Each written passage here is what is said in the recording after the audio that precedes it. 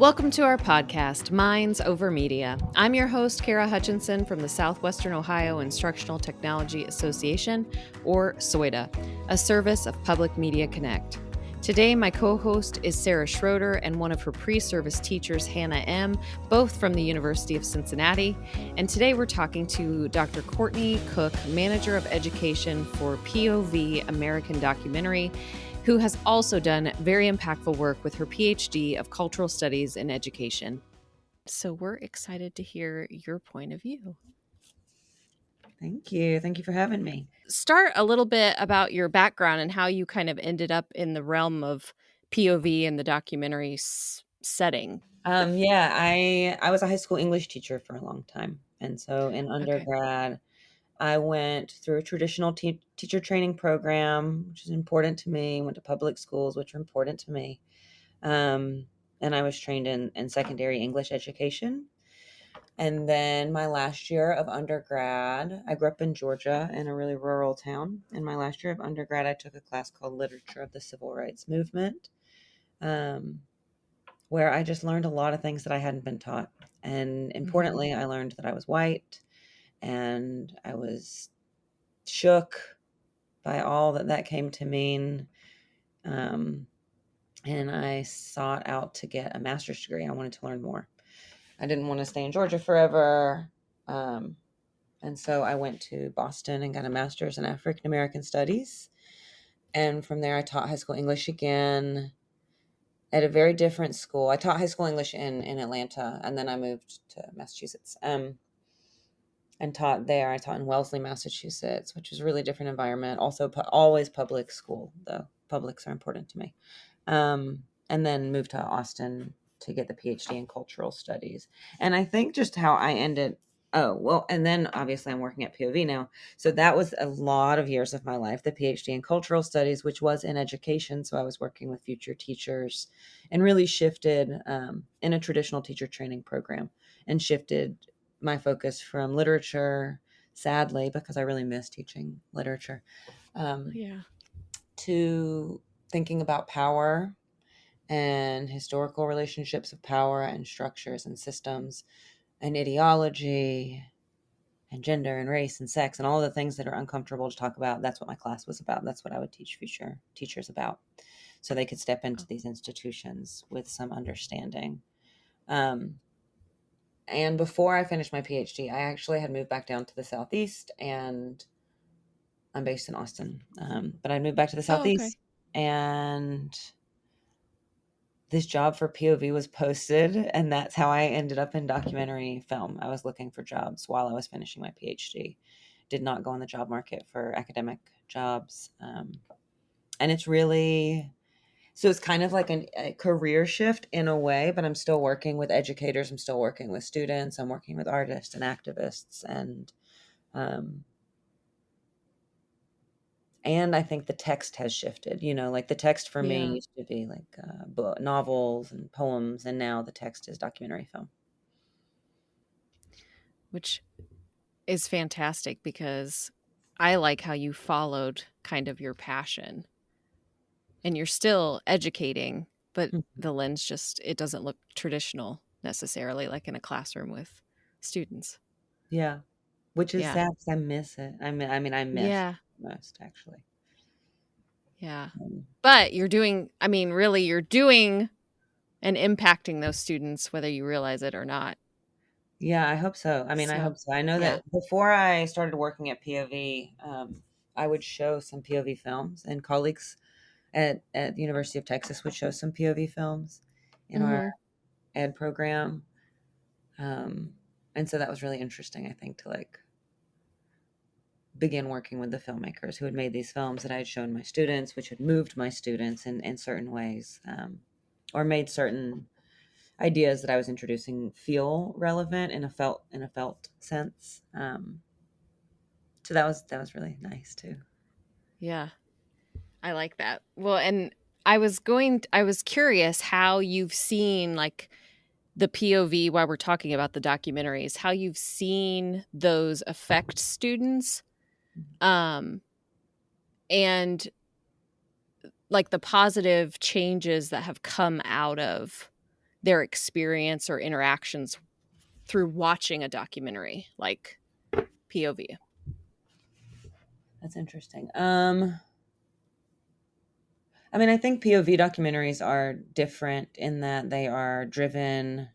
People say character driven, but personally, I don't like to refer to people in documentary films as characters because they're people in films and language is important. So I think they're really driven by people in the films, and they follow these experiences often of individuals or a handful of individuals. And so when students are introduced to these documentaries, I think like the genre, there's an aspect, I guess, of like media literacy that, in my opinion, which I'm not an expert in media literacy, so, but in my opinion, I do think that being able to read and identify genres is also a part of the literacy that we need to be instilling in in students like skill set. And documentary films are interesting because they communicate what can be perceived as very true experiences.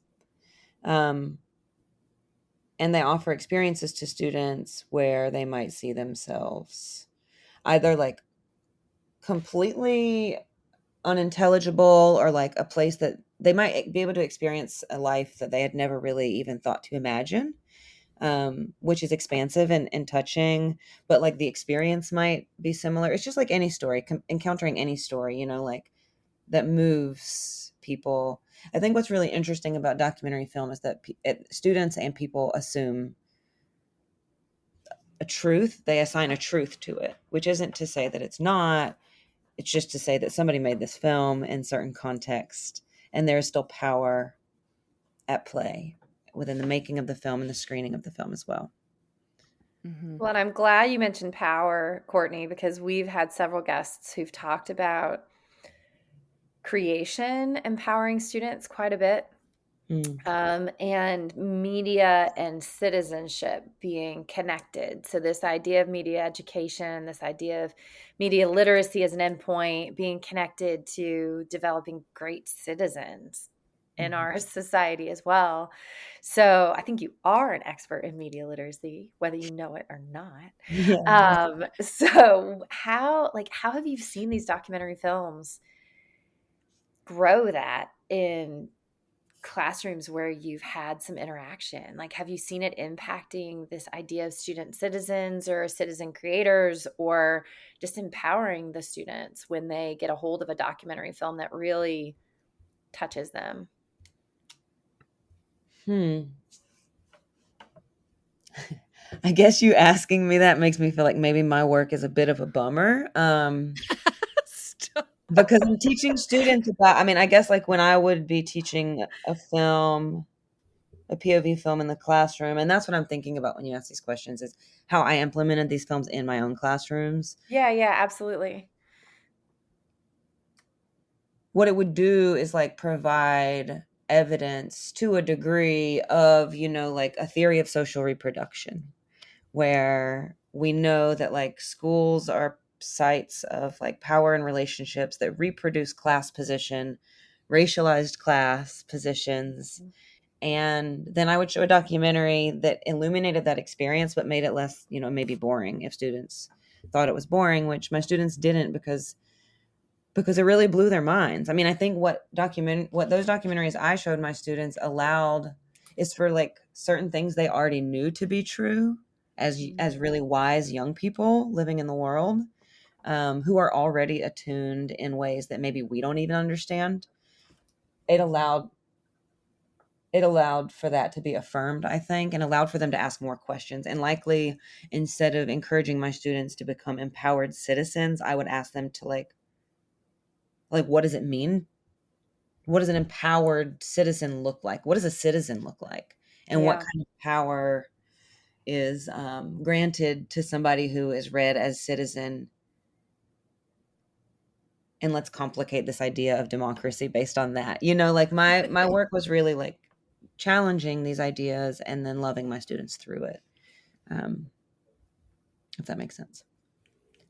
So I guess they felt affirmed in their ability to think critically about truths that had been handed down to them over the course of their lives. On the first day of my class, I told my students, like, why are you trusting me? It was syllabus day. And I would just say, why are you trusting me? I'm just a girl from Georgia. Like, it was really my job to teach them to feel empowered to navigate power in direct relationship to the systems and institutions they're a part of and will become a part of as teachers. Yeah. How did you see documentary film really impacting that, like really allowing that in your classroom?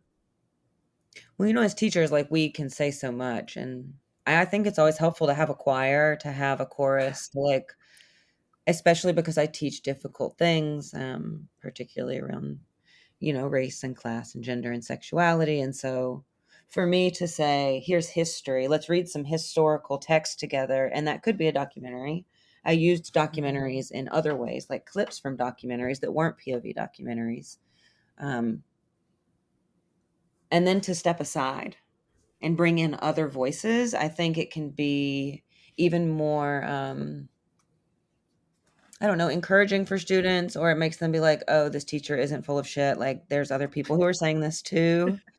Um, or if they do just think that I'm crazy, then maybe having more voices and more experience, especially with documentaries. And again, I think what is special about the artists who make POV films, are independent filmmakers, and they come to POV, they want to be on public media, and they could go, presumably, and be on HBO or Netflix or one of these private spaces, but they are making a conscious choice oftentimes to come to POV, to be a part of this public in a time when publics are disappearing and publics are becoming more privatized. And that's something I talk to my students about too, is like the people who made the film. Why we're trusting them, Mm-hmm. should we trust them? I'm not saying don't trust anybody. I'm just saying, like, it is good to be critical. If you want to be an engaged citizen, then be critical. Mm-hmm. Doesn't mean you have to not like things. There's a difference between criticality and being a bummer. Yeah. Yes. Well, and that's so true. Yeah. Yeah, I agree. That's one of the things about POV films I love so much about the classroom is if teachers do create accounts and have access to all these films for their classrooms, they can find stories that could meet a lot of different needs in their classrooms. But because they're documentaries, a lot of students have never been exposed to these sort of gut level, honest stories about people's experiences. And we've shown Portraits and Dreams, which is about students way outside of these students' experiences, like from a whole different time period, right? But it gets them thinking about where they live right now and the equivalent in their own spaces. Or thanks to you, we had CJ Hunt come in with his film and do work with some students, and to watch students go from, oh, this is just another class that we're going to come to with somebody talking at us, to feeling truly empowered at the end, to do what documentary filmmakers often do, which is CJ would always call it calling out the liars, right? We're going to call out the liars. We're going to find the evidence, we're going to find the receipts to really show the truth. And I find documentary film to be so powerful for that. And students often haven't been exposed to that part of filmmaking, that it's not just entertainment, it's also truth telling. Yeah. And I wonder if do you have another favorite film that you've seen or that you've taken out into schools where you see that impact really happening on students' perspectives of the world or themselves and feeling empowered with the truth telling? Yeah. I mean, CJ's also just so wonderful.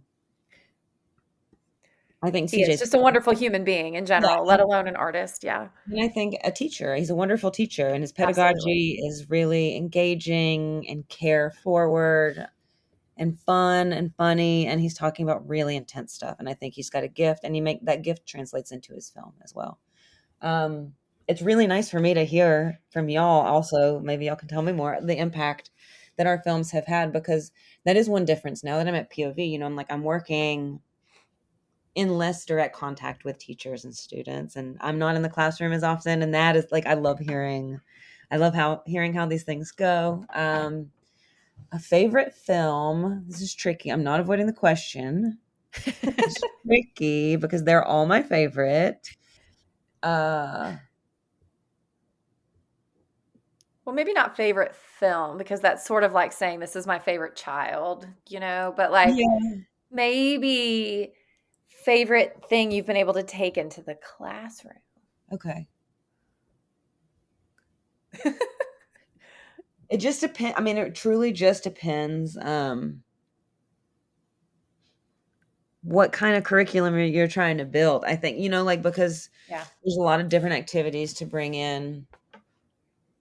I'm trying to think, and I've produced so many discussion guides and lesson plans and reading lists, which I love the reading lists and love working with librarians. I mean, one thing that I did produce, sorry, that's my pup,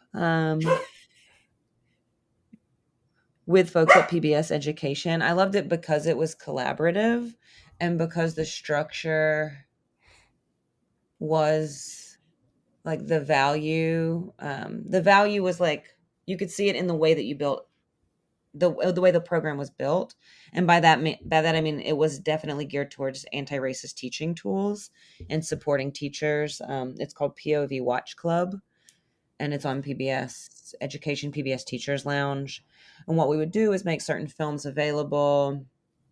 I'm trying to think. Through the Night is one, Loida Limbaugh's film about a 24-hour daycare center in upstate New York. Mostly Black and brown women bringing their kids there. So like there's these intersections of class and race and precarity and love and community support that are really evident in this film. And we made the film available to teachers to watch asynchronously. This was like during COVID, where we were all staying home.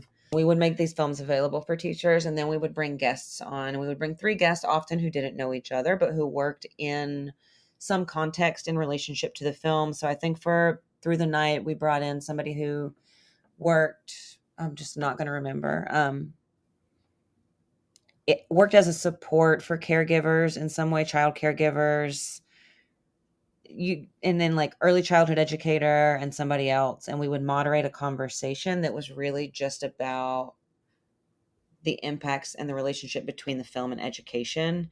And it would be like this. It would be a recorded conversation that we then edited and made available also. But ultimately what we were able to create was this really powerful and critical curriculum that illuminated certain documentaries, provided critical conversations framing that documentary and its relationship to education for the teacher to think about, like, how might I teach this film? Not just like, oh, I'm teaching a unit on the Civil War. I should have a film that does something with the Civil War. Like, I want my students to really be thinking critically about the intersections between race and class, because we're studying the modern civil rights movement, you know, and then they can have conversations they can witness a conversation about that as a teacher, and then access all of our resources, the lesson plan, the discussion guide. So it really is just like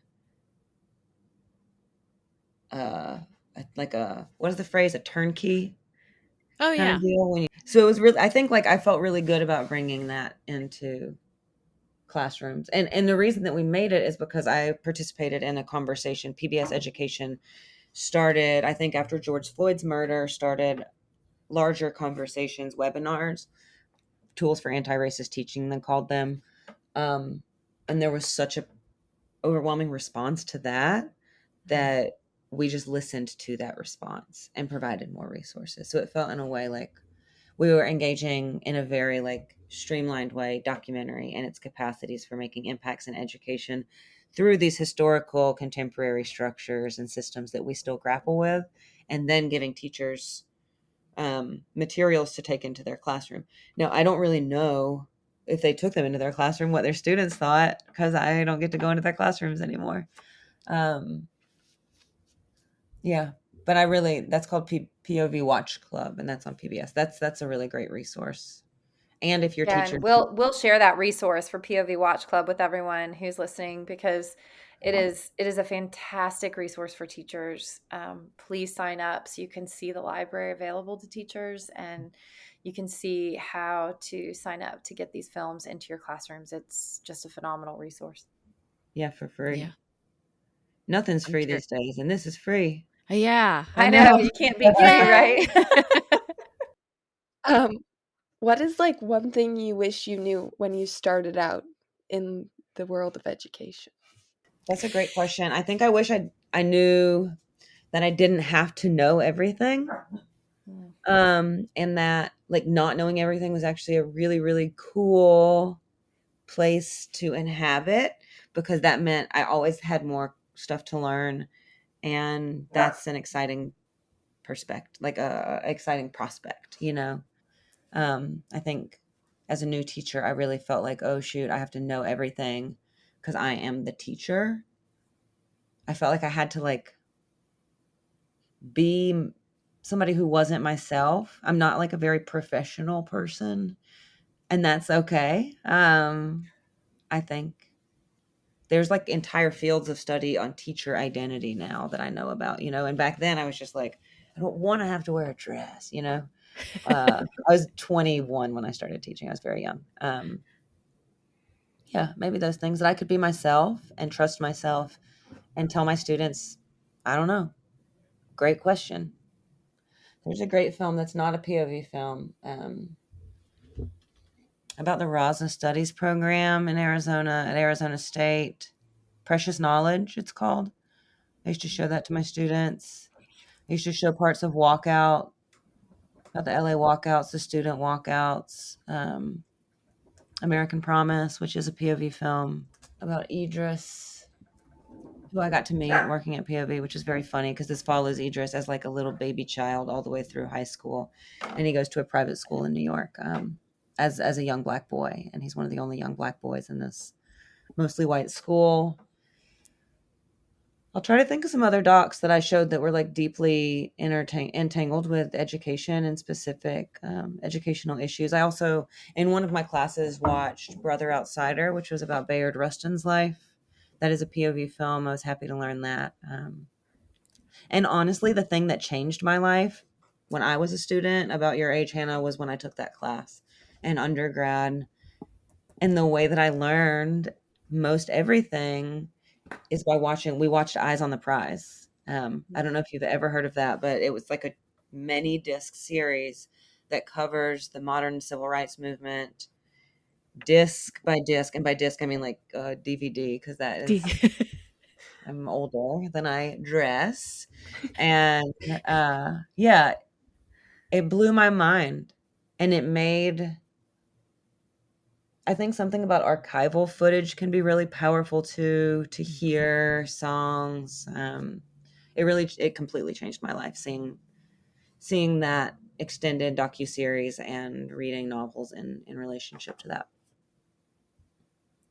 I'm curious, do you have tips for like, especially K through 12 educators on like navigating some of these tougher topics or approaching it with like a sensitivity or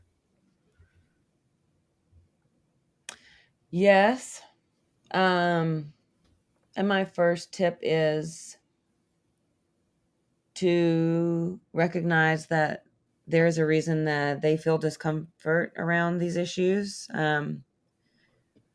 I would always tell my students, you know, it makes sense that you don't have a language to talk about whiteness, which is what I ultimately ended up studying, was whiteness and violence. Because if you did, if language around whiteness and white supremacy was built into the dominant curriculum, the official curriculum of schools, then they would have language to know it and name it and see it and deconstruct it. mm-hmm. And that's not really a part of the project. This like larger, you know, historically, it hasn't really been part of the American project, equality. And so I would say to acknowledge that they're going to be clumsy and to know that that came from somewhere. And if they do want to learn, there's a lot of resources out there. But don't avoid talking about these issues because they're nervous, because I think to love your students means to acknowledge their experiences. And if you're teaching in a diverse school or setting, your students have already experienced many different forms of feeling marginalized and potentially feeling small acts of violence within these institutions. And so they deserve acknowledgement, the students do. In terms of approaching things that make you feel uncomfortable as a teacher, one of you said, like, you were saying that you have to be vulnerable, and that is not me. That is Bell Hooks, who I recommend reading, Teaching to Transgress. And she talks about, if we expect our students to be vulnerable and transformed, then we also need to be able to model that. But I think as an act of love, you have to talk about whatever made me uncomfortable. If you love your students, if you care for your students, and it doesn't have to, we are uncomfortable talking about race often, or class or sexuality or gender or ability. We have to be able to talk about those because our students are living these experiences. And just because we are afraid to talk about them doesn't mean they're not living them. But I think as a person in power, which you will be as the teacher, you have this brilliant opportunity to exercise that power in a way that really models love. And if you mess up, which you will, you can say this to your students. You say, I will mess up. Please let me know if I do. You can apologize as an adult to children. We can do that. Yeah. And ask them what they think. I think obviously like community guidelines are important in some instances, and it would be helpful if you did some background reading or got curious about your own experiences and your own discomfort. This is for all of us. And you're never really an expert on any of these issues because every relationship teaches you something new. Mm-hmm. And when I was teaching like 150 students a year, which was awesome. That's 150 new people a year who I got to learn from. Yeah. Yeah. So we love when people like you are willing to talk to us, Courtney, and share these incredible other resources around media education. And that's one thing we've learned from one of our guests was the language of media education. Media literacy is the goal, right? That's the skill that we're trying to shoot for, but just media education. So infusion of media in our classrooms as another text. And that's exactly what you all are doing with POV and POV films. Yeah. I would just always add critical to media education or media literacy. Yeah, critical media education, exactly. I always think about it like in relationship to histories and structures and systems and power. No, I think and then like even fake news could be interesting. Yeah. Right. If you dig in, right? If you really dig in.